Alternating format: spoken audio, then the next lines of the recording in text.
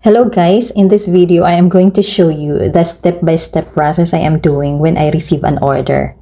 If the size of the box is customized according to their product size, I am asking them to measure the length, the width, and the height of the product accurately. Now, when the order is confirmed and finalized, next to do is a pattern wherein the size is according to the given size of the product of my client.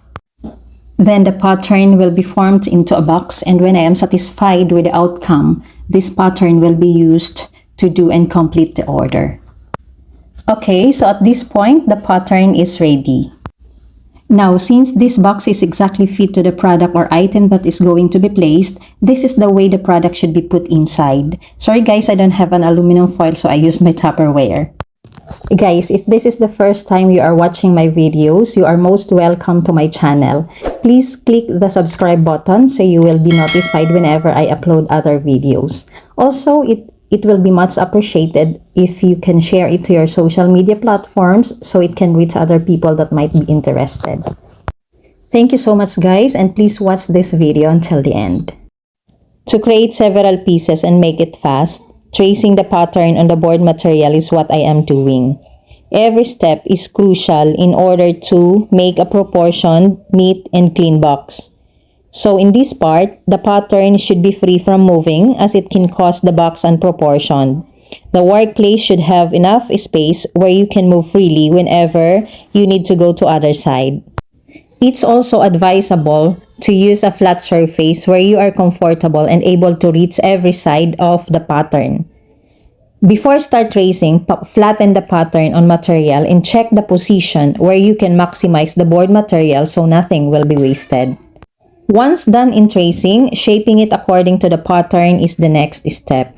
Just cut it exactly on the line and follow the shape. A scissor or cutter can be used, just make sure it is sharp so edges are smooth and fine.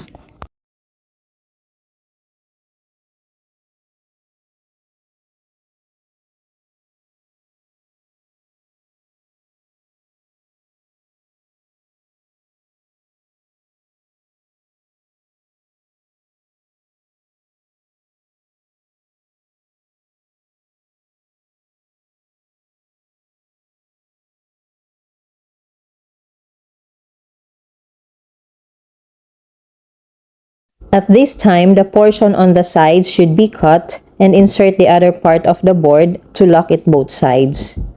And to do this, I'm using a sharp cutter, metal ruler, and cutting mat.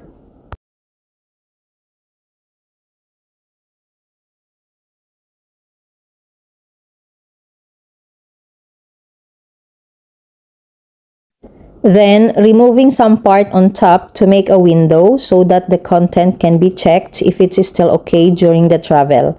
It also gives an added beauty and style of the packaging. So once done, next step is to score the lines. It helps to make assembling the box easy and free of cracks.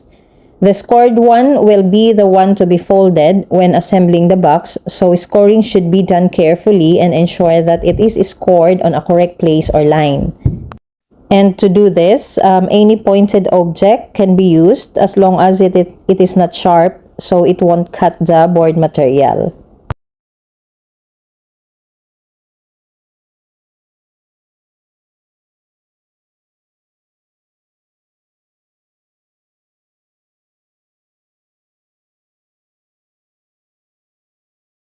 A small 2 holes are for the ribbon to lock the front of the box. Puncher is the best to use for this.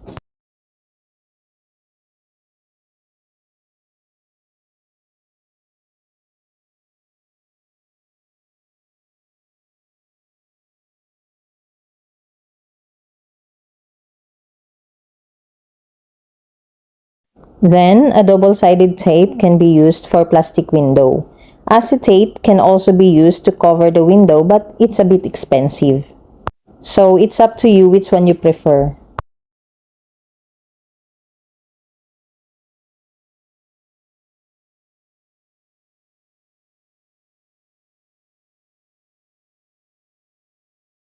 In putting the plastic, place the plastic first on the window before removing the cover of the tape to ensure plastic will be free from wrinkles or unaligned.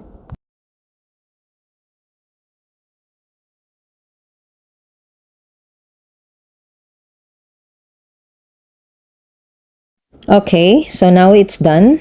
And next is we're going to fold the board material according to this cord line in order to assemble the box.